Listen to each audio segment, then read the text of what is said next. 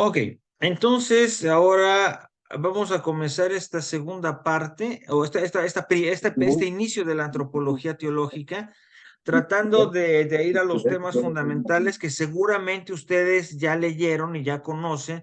Yo les encargué que si no podían leerlo y más aún hacer el exégesis con los elementos que ya de alguna vez tienen.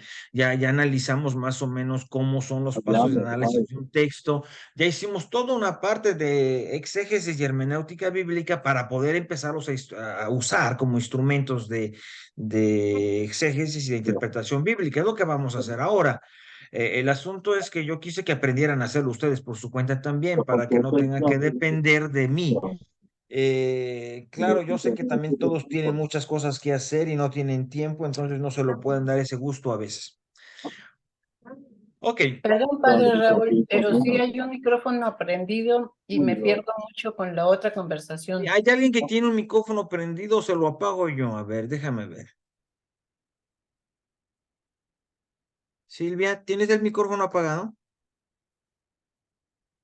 Sí, Sí, sí. sí, sí. ¿Quién será? Porque yo Es no. Manuela. Es Es Manuela. Manuela. Manuela, ¿has du die micrófono aus? ¿Kannst du bitte zumachen?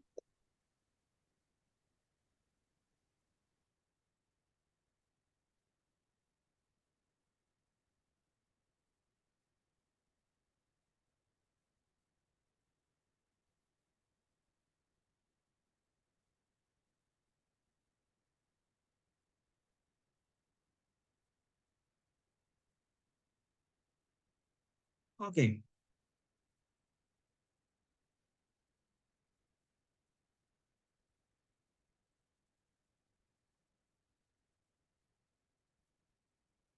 ok. Entonces vamos. Mejor, ¿verdad? Ok. Eh, Evidentemente, cuando hablamos de qué es el hombre, de antropología teológica, vale la pena de entrada hacer una importante aclaración. La antropología, el logos del antropos, el estudio, el saber del hombre, puede tener diferentes carismas o diferentes prismas de lectura. Si usted quiere hacer antropología desde el punto de vista de los huesos que ha dejado o de las huellas que ha dejado o de los cementerios que ha dejado, lo que llamamos hombre, usted está haciendo antropología arqueológica. Si usted quiere hacer una antropología basado en cómo el hombre vive en la sociedad, está haciendo sociología, antropología social. Si usted quiere hacer lo que el hombre es en cuanto sujeto del lenguaje, usted está haciendo lingüística. Eso también es antropología en el fondo. Esto para que vean que hay muchos matices de dónde se haga el tratado del hombre. La filosofía, por ejemplo, que en el fondo es la que asimila todas las otras ciencias, pretende encontrar el hombre en cuanto hombre. No mexicano social o no social, lingüista, no lingüista, el hombre en cuanto hombre, sin ningún accidente. ¿Qué es el hombre? El hombre en cuanto es hombre, sin más explicación de si es social, si es que no, no, no. Lo que es el hombre. La última llamaban esencia a eso, ¿no? Llamaban esencia, yo prefiero no hablar de esencias, a estas alturas del partido ya no es bueno hablar de esencias. Naturaleza le llamaban también a naturaleza humana, yo también no prefiero hablar así ya. Hoy no se puede hablar así después de la evolución de la filosofía y algunas otras ciencias, sino el hombre en cuanto hombre, ¿no? El ser humano. Ahora bien, cuando tú te preguntas qué es el hombre a partir de lo que Dios dice, estamos en la antropología teológica. Por eso la antropología teológica supone la cristología y supone la teología fundamental. Supone que hay creencia en Dios. ¿Ve? Les digo porque alguien que haga antropología teológica y no cree en Dios no puede hacerlo. Está incapacitado de hacerlo. No lo puede hacer. Puede usarlo como un estudio de interés o lo que ustedes quieran, pero no puede hacer antropología teológica sino parte de entrada de una profesión de fe que incluso incluye uno de los tratados más oscuros de la teología, que es la creación. Esto es de las cosas más difíciles que se tratan en teología, ¿no? Incluso el mismo Tomás de Aquino en el siglo XII decía, quod Deus creatio sola fide tenetur, que Dios ha creado, solo por la fe lo tenemos. Incluso él llegaba a decir así. En otro caso, muchos filósofos, como el propio Martin Heidegger, también sugiere que mejor no nos metamos en eso. Y tiene razón, ¿eh? Ambos tienen razón. Ambos tienen razón. Porque para poder tener una percepción de que Dios ha creado significaría no estar en la creación. ¿Quién estaría fuera de la creación viendo que Dios crea? Si todo lo que hay está dentro de la creación. La creación sería el acto más solitario de todos, ¿eh? El acto más solitario de todos. No hay más que Dios. No hay más que Dios. No hay más que Dios. Entonces, verá, hay que tener cierta prudencia con esto y sobre todo, tener mucha seguridad en este sentido de que si no se hace un acto de fe, no es posible, no es posible hablar de antropología teológica. La antropología teológica supone la confesión de fe en Jesucristo y en Dios como creador. Sin estas dos, vamos a decir, afirmaciones de que Dios ha creado y de que Dios ha redimido, no hay antropología teológica. No hay antropología teológica. Nosotros no podemos hacer una antropología neutral. Eso lo hacen allá las ciencias naturales y otra cosa porque no les importa más. Y está bien que lo hagan. Por eso, los fundamentos de la antropología cristiana hay que buscarlos en los relatos de la creación. También en el Antiguo Testamento hay otros elementos que buscaremos con calma, pero los relatos de la creación son básicos. ¿Por qué son los relatos de la creación? Donde el creyente sostiene que Dios ha dicho que es el hombre cuando lo creó, ¿verdad? Entonces supone que hay una creencia en la creación. Se supone que hay una creencia en la creación, ¿eh? Lo cual no todo el mundo acepta. Por eso insisto, nadie puede hacer antropología teológica si no ha hecho un acto de fe en que la creación es un dato bíblico digno de ser considerado.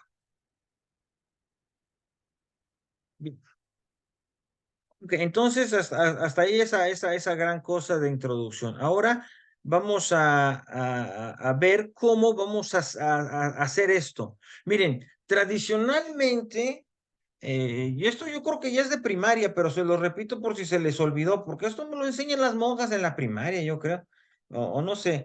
En la Biblia existen dos relatos de la creación. No existe un solo relato, existen dos relatos de la creación que pertenecen a periodos diferentes y que es muy importante saberlo, que es muy importante saberlo. Y si no lo sabían, son relatos muy nuevos. O sea, no son de las primeras cosas, apréndenselas. ¿Se acuerdan que yo hago ciertas cosas para que ustedes aprendan así por ciertos flachazos teológicos, cosas básicas, de repente lo digo? El Génesis no es el primer libro que se escribió, es el primero que está en la ordenación de la Biblia, pero eso no quiere decir que sea el primero que se haya escrito. Por eso se acuerdan que yo les daba ese tipo de flachazo. La cosa más antigua que tenemos escrita del año 1250 es el relato fundador de la historia del pueblo de Israel. la aparición de un tal yo soy el que soy a Moisés y la salida de Egipto. Eso es lo más viejo que tenemos. De ahí salió todo, ¿eh? De ahí salió todo. Pero la creación es un relato muy posterior, ¿eh? Muy posterior. Primero se escribieron otros, incluso todo el Éxodo, los números, una parte de Levítico se escribió y algunos otros incluso recientes, como se dice, paleoprofetas, como se conocen, etcétera. Pero no es lo más antiguo.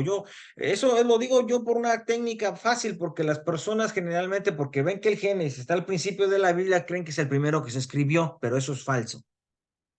Eso es falso. Y tenemos dos relatos de la creación, que están uno después del otro, ¿eh? El primer relato, que es conocido como el relato sacerdotal, por eso se pone P, de Prista. Este alemán que hizo esta propuesta, Hausmann, que hizo la propuesta de organización de estos libros, él le puso relato P, Prista, sacerdotal, ¿no? Es, Esta primera parte, ¿verdad? Que es del primer capítulo hasta el capítulo 2, verso 4a. Es una división interesantísima. Estos relatos parece ser que estuvieron juntos, ¿eh? Que estuvieron juntos durante siglos. Hasta que, como ustedes lo saben, porque ya lo estudiamos en el siglo VI y después en el siglo XII y en el siglo XIV, cuando se hizo la división de los libros, fue cuando se dieron cuenta que no tenían que estar unidos, que eran relatos independientes, e incluso por el tiempo, por el redactor y por el estilo. Entonces fue cuando se separaron.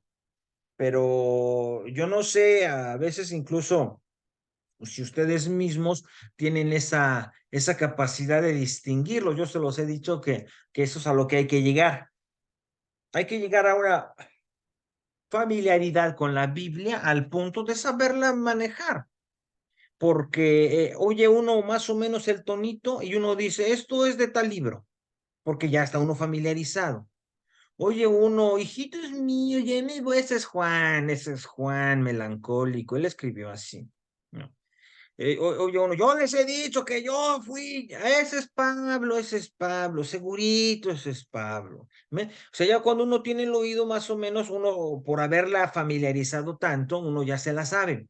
Entonces, eso pasa también con los libros del Antiguo Testamento, ¿no? O sea, estos dos libros, dos relatos que están en libros históricos conocidos, que son los relatos del Génesis, que más o menos tienen una estructura independiente el uno del otro.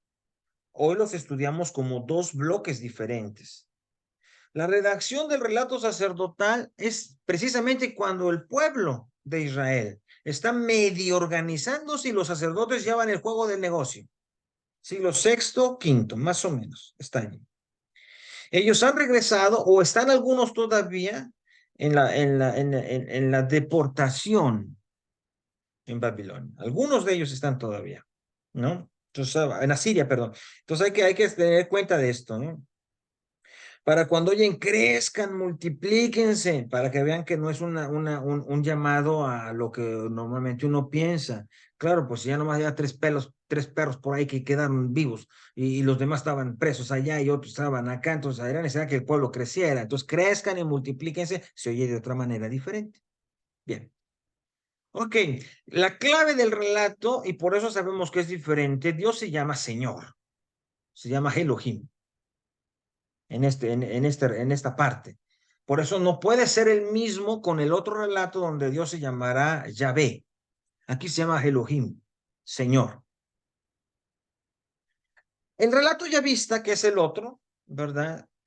Por eso llama yavista, porque Dios se llama no Elohim, sino Yahvé, que es la parte del 4b al 324, y que incluye el relato también de la caída, ¿eh?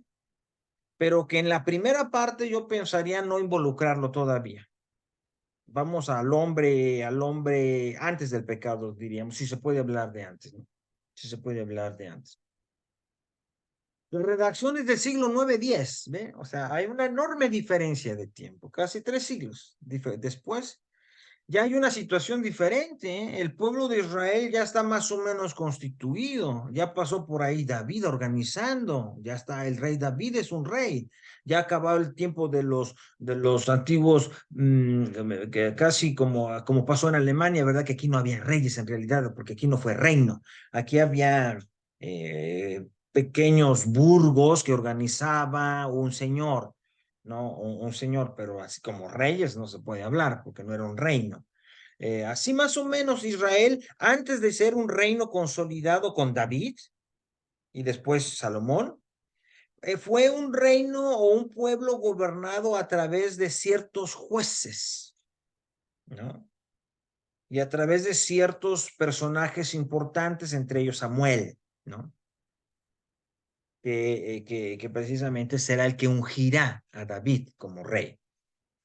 Entonces, ya es un pueblo consolidado, un pueblo organizado, ya es diferente. Digo todo esto porque es importante tener los contextos. Si ustedes son tan amables y van a su Biblia, esto que les estoy platicando también está en la introducción al libro, ¿eh? Yo se las platico aquí rápido para evitarles la lectura, pero también si ustedes quieren leer, léanlo. Es importante leer porque en este mundo ya la gente no lee, pero yo sé que ustedes sí. La diferencia, aquí se llama Yahvé, no Elohim. Bien, vamos al primer relato, que si no lo conocen, tengan la Biblia por ahí al lado porque yo lo voy a ir comentando paso a paso. Desde luego el relato sacerdotal, que es más antiguo, no, más nuevo, en este sentido más nuevo, es el siglo sexto antes de Cristo, quinto, sexto antes de Cristo. Entonces es un relato donde ya los sacerdotes están así como organizaditos, ¿no? Ya están así como que son los que gobiernan, ya hay un templo, ya el rey David ha construido un templo, Salomón también, ya les han tumbado uno con la deportación a Asiria, ya les han destruido uno de sus templos, otro también con la deportación a Babilonia. Entonces ya ha habido varios templos, varias experiencias, pero los que quedaron al frente casi siempre fueron los sacerdotes. Por eso porque el Pentateuco, la Torá famosa, ya tenía cierta razón cuando decía que había una tribu de sacerdotes, ¿no?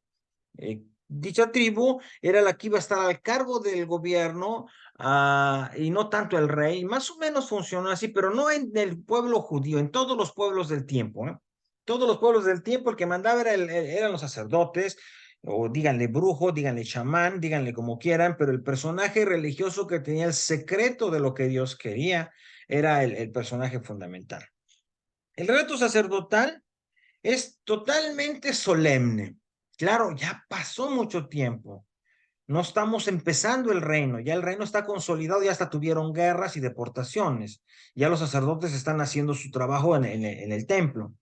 Entonces, por eso, a diferencia del otro relato que es más antiguo, esto es totalmente solemne, ¿no? Y la primera cosa es el orden cronológico y el orden simbólico impresionante en el libro, bien escogido. Al principio Dios creó el cielo y la tierra. Hay un mecanismo en el hebreo antiguo y también en el nuevo, pero ya lo usan menos, que se llama, nosotros le llamaríamos elipsis. Ellos llamaban a esto la expresión global, vamos a llamarlo así, global. Diciendo los extremos se dice el todo. Cuando dices los cielos y la tierra, dices todo, ¿no? Dices todo. Dios creó los cielos y la tierra, quiere decir Dios creó todo. Jesucristo es el alfa y el omega, quiere decir es todo, ¿no? Día y noche, todo el día, todo el tiempo, todo el tiempo. ¿Ve? O sea, diciendo los extremos se dice la totalidad. Esta es una expresión muy típica del hebreo antiguo y todavía se usa de alguna forma. Entonces, cuando dice al principio Dios creó el cielo y la tierra, quiere decir Dios creó todo. Al principio. ¿Al principio de qué? Esa es la pregunta. ¿Al principio de qué?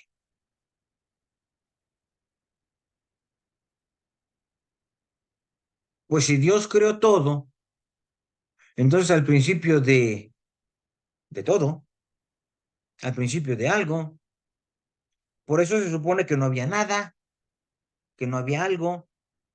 Por eso se supone que la creación es algo que se hace ex nihilo, dicen los hebreos, los latinos, algo a partir de la nada. Dios no crea algo a partir de algo.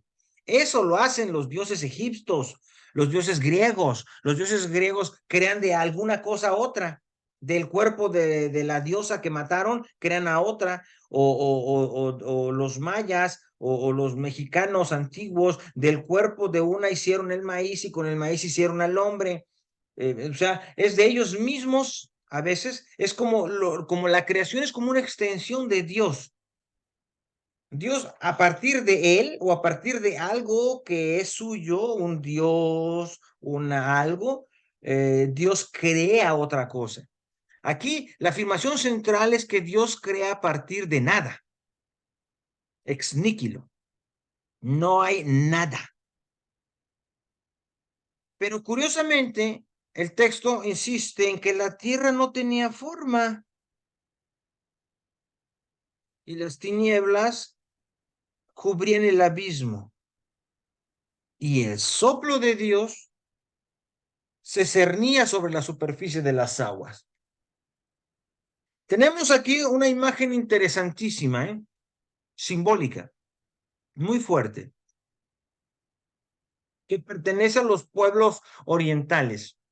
Esa imagen consiste en que, como no hay forma y todo está en tinieblas, todo es abismo, es una manera de decir no hay algo, todo es eso, vacío. Tohu babohu, dicen en hebreo, no, para decir nada conforme. Y el Espíritu de Dios se cierne sobre la superficie de las aguas. Entonces, es sumamente interesante este símbolo, que pertenece a los símbolos antiguos. No sé si ustedes ya se dieron cuenta, es así como empollan las garzas, los pelícanos, las aves del mar. Se ciernen sobre la superficie de las aguas y así es como empollan. De alguna manera u otra está diciendo que el espíritu empolla las aguas. Esta imagen la conocían ellos porque vieron que así es. Entonces, suponer que Dios es más o menos eso sí, atención, porque después van a decir así de Jesús, que el Espíritu se cierne sobre él en el bautismo. Y luego van a decir también que el Espíritu en forma de paloma se cierne sobre los que están en el cenáculo escondidos. Esta creación antigua y creación nueva la manejará muchísimo los textos del Nuevo Testamento, analizando este texto. Y luego viene lo más solemne, y dijo Dios esto, órale, échale, vale. Y dijo Dios esto, y se hizo esto. ¿Ve? Todo está bien hechecito, bien organizadito, está muy bien estructurado el orden cronológico, que no es cronológico en el sentido nuestro, es más bien un orden simbólico. Esto ha habido tantas cosas al respecto. Miren, ha habido de todo. Ha habido quien ha tragados el cuento de que Dios creó el mundo en 7 días, en 6 y en uno descansó. Pero entendiendo días como 24 horas. Entendiendo días como 24 horas. Pero no es el caso. El escritor del Génesis no puede hablar así porque dice que no hay nada. Si no hay algo, no puedes contar, porque cuentas cuando hay sol. Por eso lo más lógico es que como no hay luz, lo primero que haga es eso, la luz. Vio, y el mote va a ser siempre el mismo. Vio Dios que la luz era buena. Y a la luz le llamó día y a las tinieblas las llamó noche.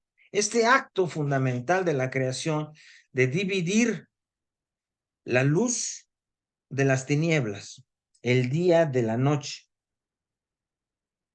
Y es interesante, porque alguno que sea inteligente dirá, achis, ¿y cómo le hizo para que hubiera luz si no había sol?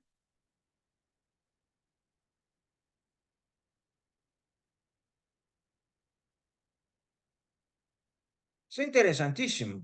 Lo primero que crea es la luz, por eso no hay que pensar que es la luz solar, no hay que pensar que es la luz solar. El autor del libro del Génesis, como no sabe lo que nosotros sabemos, no sabía probablemente que la luz provenía del sol.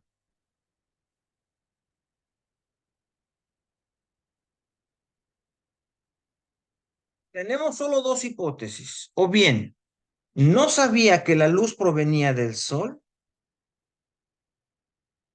o bien, él hablaba de otra luz que viene de Dios. La segunda es más forzada que la primera. La segunda es más forzada que la primera. Es más forzada que la primera. Luego viene el mote de que va a venir en cada día.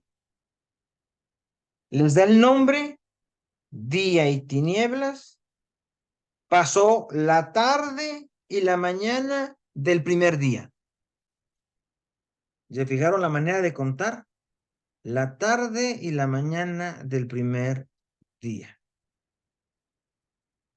Nosotros contamos diferente. Nosotros decimos el día comienza en la mañana y acaba en la noche. Bueno, el tiempo, los judíos no pensaban así. El día viernes comienza el jueves en la tarde y termina el viernes en la tarde. La víspera es muy importante. Nosotros no hablamos así porque ya vivimos de otra manera, pero por eso se hacen misas los sábados en la tarde y vale para domingo, pues, ¿no? Esa es la razón. Y es lógica. Las vísperas ya es el otro día. Nosotros no pensamos así, pero ellos están pensando así. O sea, Dios creó de la tarde de un día al otro día. Y a la tarde del otro día ya es otro día. Por eso después viene el firmamento para separar las aguas. Entonces se supone que todo era agua y que era un firmamento para poner límite al agua. Es interesante la visión, ¿verdad? Para que las aguas se separen hay que tener tierra. Entonces unas aguas quedan arriba y otras aguas quedan abajo. Unas aguas quedan en el cielo, las aguas que nosotros hoy llamamos nubes, que el autor tal vez no conoció, y que abajo llamamos ríos, mares, etcétera. Llamó a una cielo y pasó la tarde y la mañana del segundo día. Después viene el acto de juntar las aguas debajo del cielo para que salga la tierra. Y entonces aparece lo que llamaríamos continentes, que sería la tierra y a las aguas, océanos, mar. Y vio Dios que era bueno. Esto siempre lo dice, vio Dios que era bueno, vio Dios que era bueno. Muy interesante darnos cuenta que esto está hablando de otros relatos mitológicos, ¿eh? No hay que tener miedo. La Biblia tiene mucha mitología. ¿Y qué? No hay ningún problema. No hay ningún problema. ¿Eh? No hay ningún problema en lo más mínimo.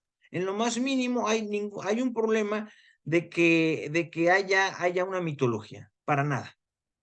Yo aquí lo tenía, ¿no? Mitología y qué. Nosotros, no sé ustedes, pero yo conozco la mayor parte de las personas que he conocido creen que la mitología es falso. Es una verdadera estupidez pensar así, ¿eh? Se tragaron el racionalismo franco-alemán pensando que los mitos son mentiras, cuentos de hadas, y la verdad la tiene la ciencia. Eso es una tontería, porque los mitos, como son muy antiguos, son un esfuerzo de explicar las cosas tan válido como el que hace la ciencia después, que será más mitológica todavía. La ciencia habla de más mitologías, ¿eh? En mi libro ese famoso de hablar de Dios en palabras de mujeres de la posmodernidad, yo lo digo mucho. La ciencia creó más mitologías que la religión. Mitologías como el mundo feliz, el mundo perfecto, son mitologías. El socialismo que va a dar a todo el mundo lo mismo, son mitologías, son metarrelatos, los llaman hoy. Bien, ok, entonces no hay que tener sin ningún problema pensar que el autor o los autores, porque esto duró mucho escribiéndose de los relatos de la creación, al menos del primero y del segundo relato de la creación del Génesis conocidos, conocieron otras mitologías, ¿eh? En Oriente existe una mitología muy parecida también. Si ustedes van a leer el Upanishadas o los Vedas de la India, ustedes verán que hay algo muy parecido. Un dios que separa las aguas, un dios que hace que de las aguas surja la tierra, etcétera. Hay algo muy parecido. Y hay muchas mitologías en todo el mundo al respecto, ¿no? O sea, relatos de la creación, la cosmogonía, como se dice en los griegos, existe en todas partes.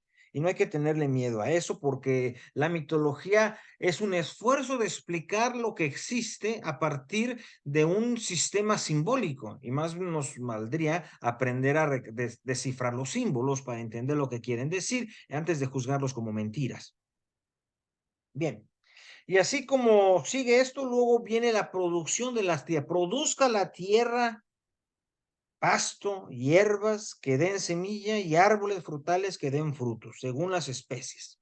Ya luego viene la creación de la vida vegetal, diríamos nosotros, ¿no? Y fue así. Lo que sucedió, vio Dios que era muy bueno, etcétera y etcétera. Pasa el tercero. Que existan astros en el firmamento de los cielos para asegurar el noche y el día y así crear el sol y la luna. ¿Ven? Ya había luz, pero ahora viene el sol.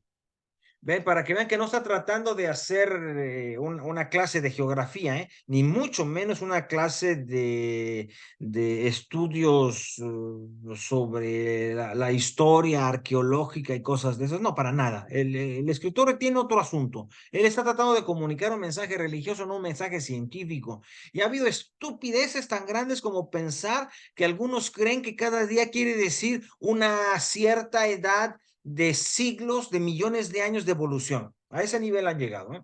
Más de alguno darwinista que quería hacer estas comparaciones, ¿no? Que la Biblia sí tenía razón, sí, pero es que no es el primer día, sino son tantas eras geológicas, ¿no? Y así fue apareciendo. Porque claro, no está tan estúpido el relato que al decir que primero está el agua, pues hay algo de verdad. También desde la perspectiva de las ciencias naturales, que sabemos nosotros que la vida se organizó en el agua por vez primera. ¿Verdad? Y que al final de la cadena de evolución llegó el hombre, y más o menos el relato dice que el hombre viene al final. Entonces, pero eso es porque los mitos, los símbolos y las mitologías más o menos lo podían ver, lo podían percibir, pero nunca pretendieron decir que eran eras geológicas, ¿no? Como algunos dijeron. Y entonces, bueno, hace eso y después después de hacer los astros grandes del cielo, y luego dice que se llenen las aguas de la multitud de peces vivientes y los pájaros en el aire. Luego viene la creación de la vida animal. Ya creó la vida vegetativa, ahora viene la vida animal. Y entonces sí, tenemos peces y con eso atiende otra vez. Y por eso algunos emocionados de estos textos dicen, no, si tiene razón la Biblia, porque si es cierto, es muy probable que antes de que nosotros estuviéramos en la tierra, estábamos en el agua. Nosotros fuimos primero peces, fuimos unidades, como dicen, uno celulares que se fueron desarrollando en el agua y que después con el paso de los miles y miles y millones de años llegamos a ser anfibios y de anfibios pasamos a ser así y se la lleva, ¿no? Y bueno, ok, entonces, pero no estamos hablando de áreas geológicas aquí. Aquí lo que hay es un autor que vio que era elemental pensarlo, que si no todos necesitamos agua para vivir es que veníamos de allí. Que si no tomamos agua nos morimos, pues seguro que venimos de allí, seguro. Y que todo se mueve a través del agua, que todo es necesario por el agua, que las aves no viven sin el agua, que las plantas no viven sin el agua, pues entonces lo más normal es que pensara que venimos de allí. Eso no era necesario tanto, ¿no? Y entonces, cuando dice que cuando Dios creó los cetáceos y los vivientes que se deslizan en las aguas, las aves aladas en el cielo, Dios les bendijo diciendo, crezcan y multiplíquense, llenen las aguas del mar y las aves multiplíquense en la tierra. Esta llamada a la multiplicación, ¿verdad? Esta llamada a la multiplicación que viene a ser una decisión divina. Pasó la tarde y la mañana del quinto día. Y luego vienen los otros vivientes. Crea todos los vivientes, animales domésticos, reptiles y fieras de todas las especies. Y vio Dios que era bueno. Y entonces, en el verso 26, está el cambio total. Hasta aquí decía que haga a luz,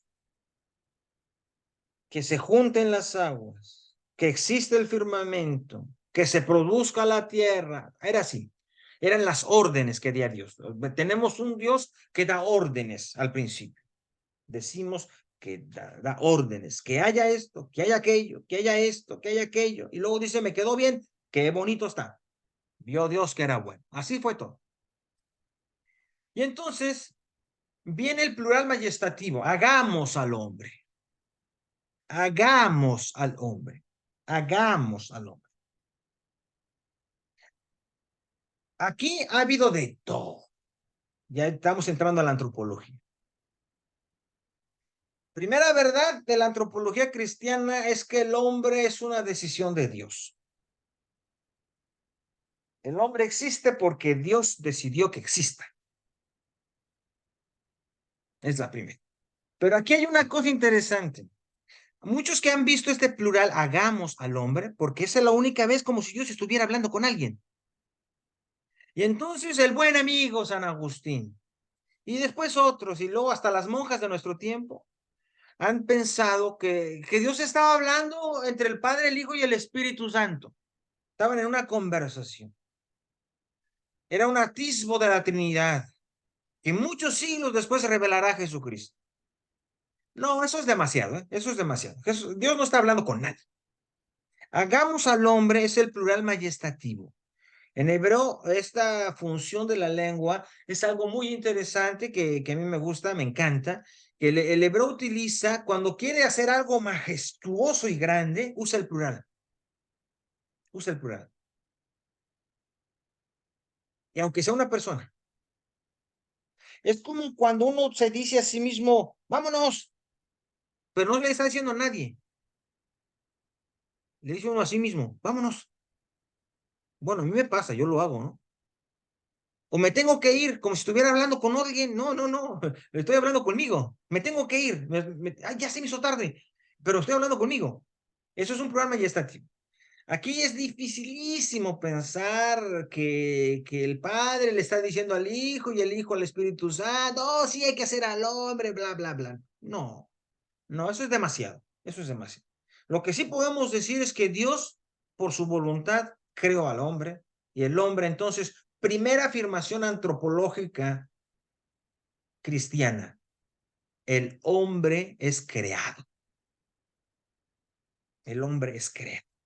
Es fruto de una decisión de otro. En este caso, nosotros decimos de Dios. Claro, alguien que no cree en Dios, ven, por eso no se puede hacer antropología que alguien no tenga un acto de fe. No se podría.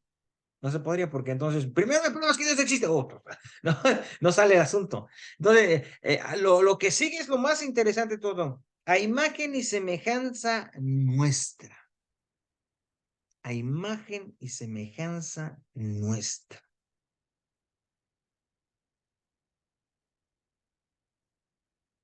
Entonces, si la primera verdad es el hombre es creado por voluntad divina, segunda verdad es el hombre es creado a imagen y semejanza de Dios.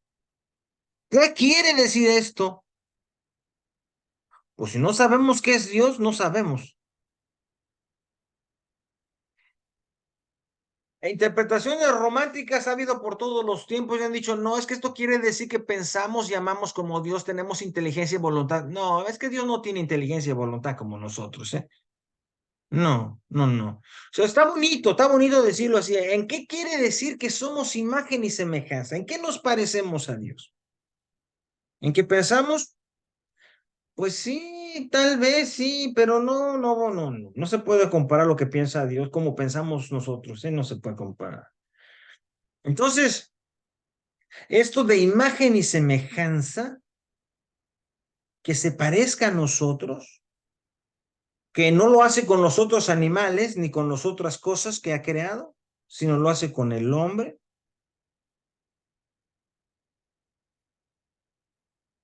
Eso es, no lo, no lo podríamos decir. ¿Qué quiere decir imagen y semejanza? Esto lo revelará el final de la antropología cristiana. Esto lo da el final de la antropología cristiana. Ahorita no se puede, no quememos ese cartucho ahorita. Solo al final de la antropología cristiana podemos decir, eso es lo que quería decir imagen y semejanza. Bueno, pues para que no se enojen, brevemente, en la creación está pensada ya la redención. Porque Dios no es cronológico como nosotros.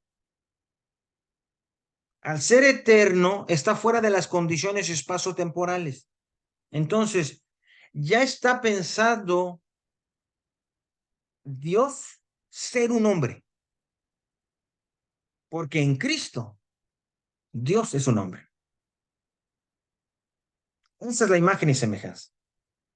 Por eso, después, para nosotros, para Dios todo es simultáneo, para nosotros después, Jesucristo revelará al hombre la imagen y semejanza que tenemos con Dios. Por eso hay una tensión fuerte que dice aquí, dominen los peces del mar, las aves del cielo, los animales domésticos y todos los reptiles. Dominen. ¿Cómo traduce su Biblia? ¿Hay alguna Biblia que no traduzca dominen?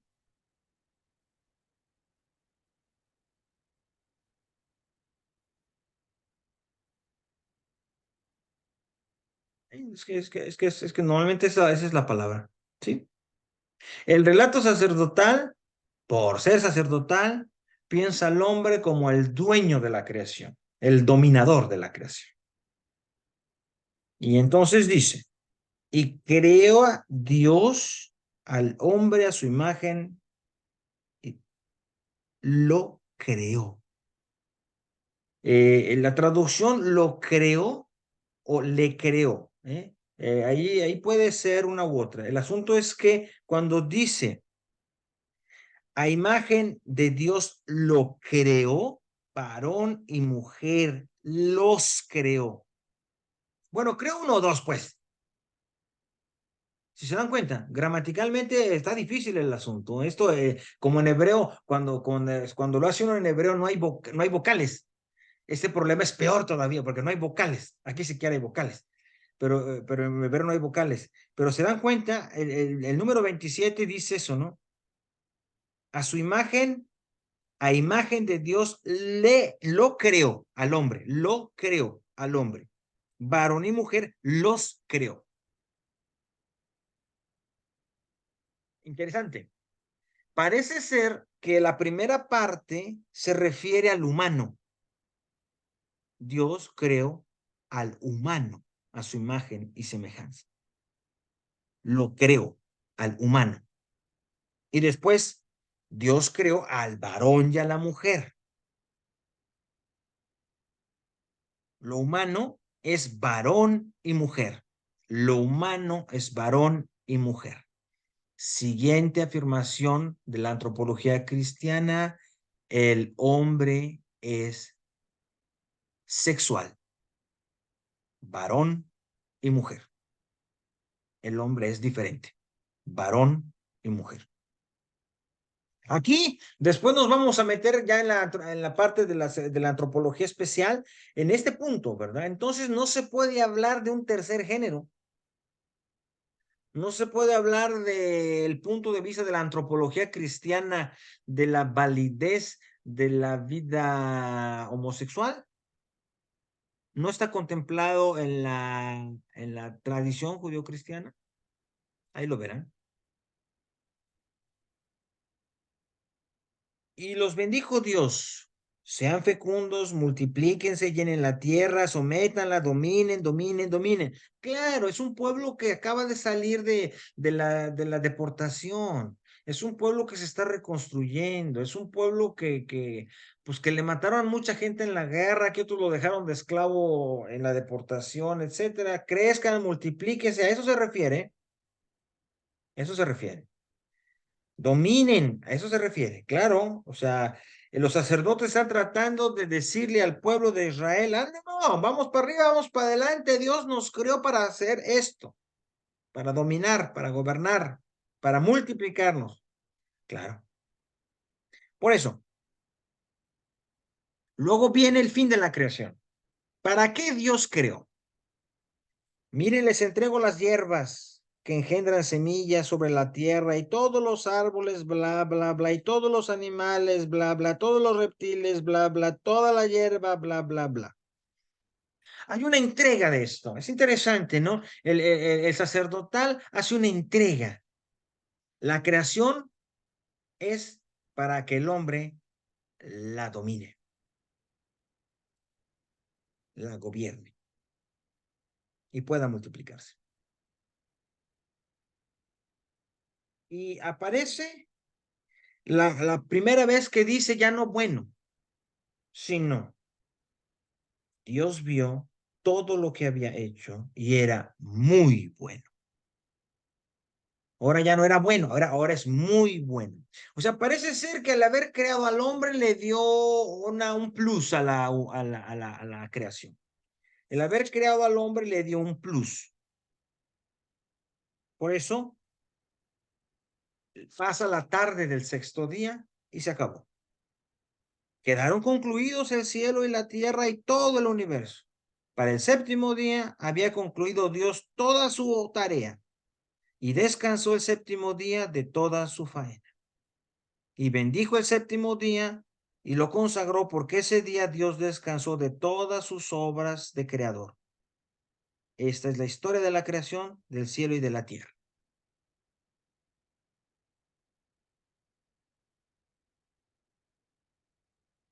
¿Saben cómo se dio cuenta el que hizo estos primeros estudios del Génesis que esto tenía mano de sacerdotes? Por esa frase. Parece ser que no encima de todo está muy bien estructurado de acuerdo al marco de los sacerdotes del templo, sino que además está justificando uno de los actos más importantes del judaísmo, que es el descanso sabático, el Shabbat. Es por este texto que hasta hoy en día el día consagrado a Yahvé que no se debe trabajar es el sábado, porque hasta Dios descansó. De tal manera, entonces, que claro, se nota entonces lo que están haciendo. Se nota entonces lo que está haciendo. Está llevando un texto para decirles, arriba, vamos, Dios nos hizo, somos los mejores, nos puso aquí, hizo todo muy bien y después nos hizo a nosotros para que lo cuidáramos y lo gobernáramos y domináramos y estuviéramos bien. Y Dios dijo que éramos muy buenos todos y precisamente nos dijo que le dedicáramos un día a Él porque es un creador y el día es el día que Él descansó también y en su descanso vamos a descansar nosotros también, es el día. Pero qué caray, aquí no hay prohibición, ¿se dan cuenta? Aquí no hay prohibición. La prohibición viene en el otro relato. que después estudiaremos con calma. Entonces, antropológicamente, no puede decirse que la Biblia diga que el hombre es un descansador el sábado. ¿Sí se entiende? Hay que saber utilizar los textos, o sea, esa es una revelación, no. Esa es la justificación del texto que se está haciendo a partir de una secta sacerdotal que está tratando de justificar una orden para que ellos descansen el sábado, vayan al templo, hagan sus oraciones, etcétera y etcétera. Y la manera de justificarles es aludir al relato de la creación.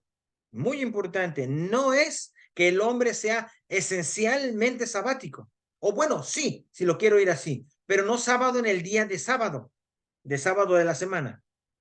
Sí, lo que sí se puede decir es eso, que Dios hizo al hombre para que también descansara. Eso sí.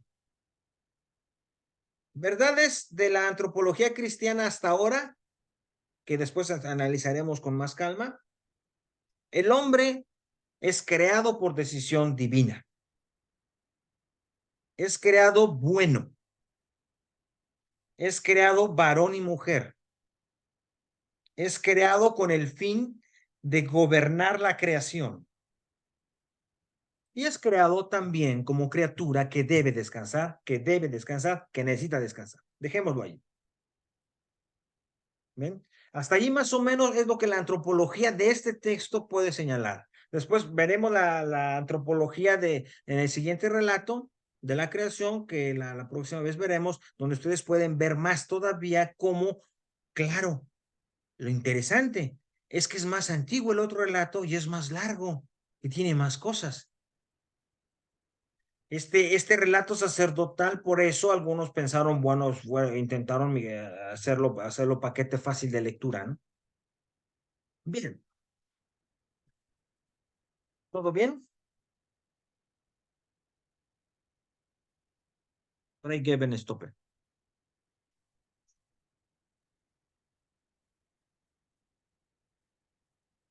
Una queja, sugerencia. Yo me voy a meter en un gran dilema al hacer la siguiente pregunta.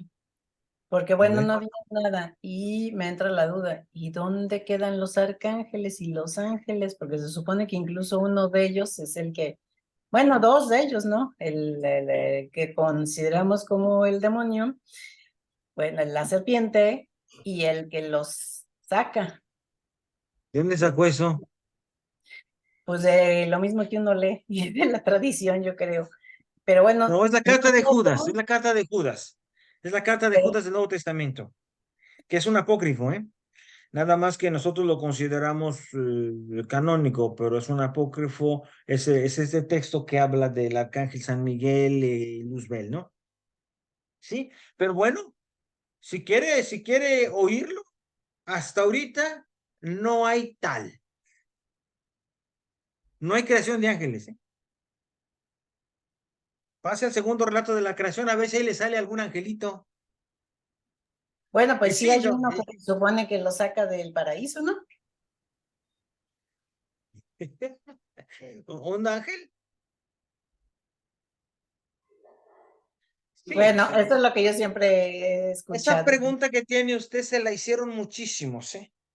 Y entonces, pues, pensaron, es que no es una criatura creada. Ajá. Entonces, Dios.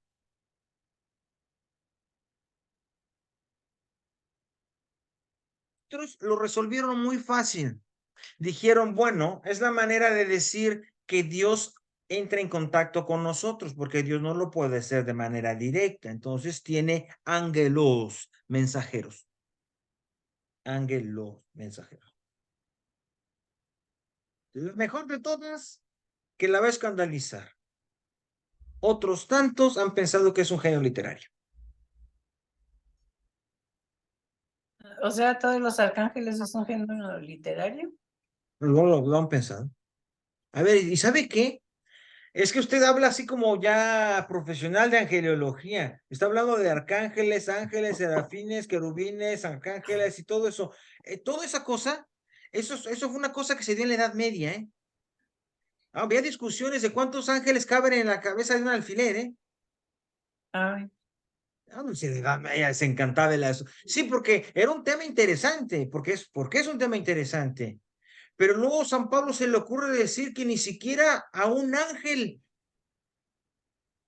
Jesús fue enviado, sino a los hombres. No se convirtió en un ángel, sino en un hombre. O sea, entonces, sí, no, sí, no. Bueno, ahí tenemos el tema. Ahí tenemos el tema. Y sí es un pues tema interesante, sí es un tema interesante y habrá que pensar desde qué perspectiva. Y evidentemente la Biblia sí trata a los ángeles, pero como enviados a diferentes circunstancias y por eso son más o menos importantes. Por eso son más o menos importantes y por eso una cosa es ser un angelito y otra cosa es ser un arcángel, porque tiene una misión fundamental, o sea, en este caso Gabriel, Rafael, son otro asunto, ¿no? Pero luego Jesús habla de que los ángeles del cielo y todo, entonces, ¿qué están hablando? Ha habido tantas cosas y tantos estudios al respecto que algunos creen. Yo me declaro incompetente hasta hoy porque no ha sido mi tema, pero yo hablo de lo que yo he leído, pero no ha sido mi tema como para decir yo estoy seguro.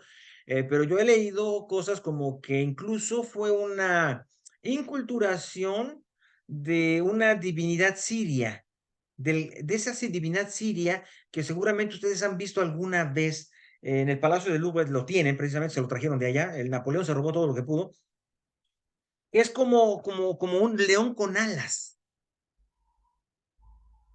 Y estas imágenes que existen también en la Biblia y en otras mitologías asirias y de otros lugares, que son así como cosas terrestres que vuelan. Y claro que sí, también los griegos pensaron en lo mismo y hablaron de Pegaso, ¿no? Un caballo que vuela. ¿No? Es un caballo que vuela. O sea, esta onda de unir el cielo con la tierra, ¿no? Una cosa que sea terrenal, pero que también pueda volar. Eso sería más o menos este tipo de figuras que en todas las religiones existen y que el águila que vuela devorando una serpiente parada en un nopal es más o menos lo mismo que es la bandera de México, etcétera, etcétera y etcétera. ¿Ven? O sea, da para mucho esto. Ojalá tendremos el tiempo, pero por lo pronto hay que leer el segundo relato, se lo sugiero. Y sí, habremos de esto, pero por lo pronto no hay creación de ángeles, al menos en este relato. ok. Después podemos Gracias. pensar, estudiar creación de ángeles en la Biblia y entonces ya veremos. Dime, Leonora.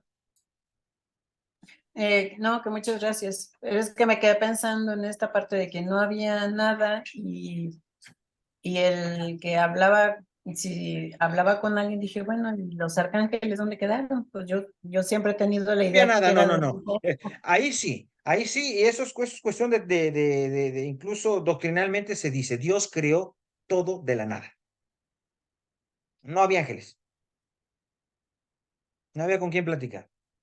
Y si los creó después, son creados. Después del hombre, se pudiera Sí, pensar. no sé, pero son creados. Por eso la afirmación fundamental es que solo Dios no es creado, Él es creador. Solo Ok. Dios. Todo lo demás es contingente, todo lo demás es creado, todo lo demás puede acabar como pudo no empezar, pudo acabar. Todo lo demás es contingente, todo lo demás es creado. Todo. No hay un principio creador que le haga competencia a Dios. Eso no existe, no hay. Incluso los griegos sí pensaron que había uno bueno y uno malo, ¿no? El dualismo famoso, ¿no? Que había un principio bueno y un principio malo. Entonces equivalían como si fuera un Dios malo, ¿no? Al principio malo. No, pero bueno, eso ya los dualistas lo hacían, pero el cristianismo nunca ha afirmado un otro. O sea, como te diré en estos términos, por eso, ¿de dónde salió el diablo entonces? ¿De dónde? Entonces fue creado el diablo. Es allí donde responde la tradición cristiana con su un poco mitología ya muy posterior a la Biblia, diciendo, ah, pues sí, pues entonces fue uno que se hizo malo, uno de Ujú. la creación que se hizo malo. Y como Sí, no puede ser el hombre, porque el hombre pues es malo, pero no es tan malo, entonces le echaron la culpa a un ángel, ¿no? Entonces ese ángel es el malo, que era bueno, pero se hizo malo. Entonces se convirtió en demonio. Entonces ya más o menos arreglas el problema, para que no haya dos principios, dos absolutos, porque no puede haber dos absolutos. claro. Ok. Dios no tiene competidor. No, y Eso claro, sí. cuando tú te das cuenta de esto y luego lees el libro de Job, por ejemplo, Ujú. que Job es muy bueno, muy dado al amor, a la caridad, etcétera, etcétera, y uno le dice a un malo, un malo, ahí dice Satán, ¿eh? Le dice a Dios, no, es así porque siempre le ha ido bien en la vida, porque nunca ha tenido problemas, siempre ha sido así. Y Dios le dice, mira, no, no puede ser así, él es así porque es bueno. Bueno, vamos a hacer una apuesta, le dice, verás, permíteme tocarlo. Y entonces, este otro malo le hace que le salga lepra, le hace que se le mueran sus hijos, que se le pudran sus tierras, que se le acaben sus ganados, a ver si dice algo en contra de Dios, ¿no?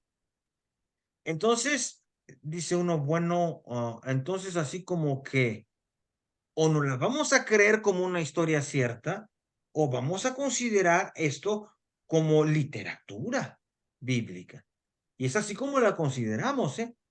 O Yo lo dejo sea, como literatura porque esa parte sí, sí, de no, del no, y libro de Job no me eso se gusta. estudia. Cuando tú estudias Biblia, eso se estudia como leyenda, historias bíblicas, que Sí, tienen porque enseñanzas muy buenas, sí, tienen enseñanzas muy buenas, pero de allá tratarlas como relatos más históricos es imposible. sí, no, es que además dejan a Dios como que se deja manipular también por el malo. Dejan a Dios que está jugando con el otro. Vamos a ver a quién le apuesta, a quién le apuesta más, quién le apuesta menos, quién gana. ¿Qué es Sí, eso? Pero está bonito el asunto. Tiene unas enseñanzas muy bonitas, pero eso no es más. sí, ok. Bueno, Gracias. ok.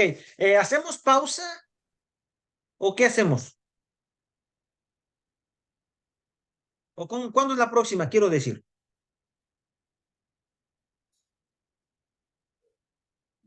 2 semanas, ¿no? Eso es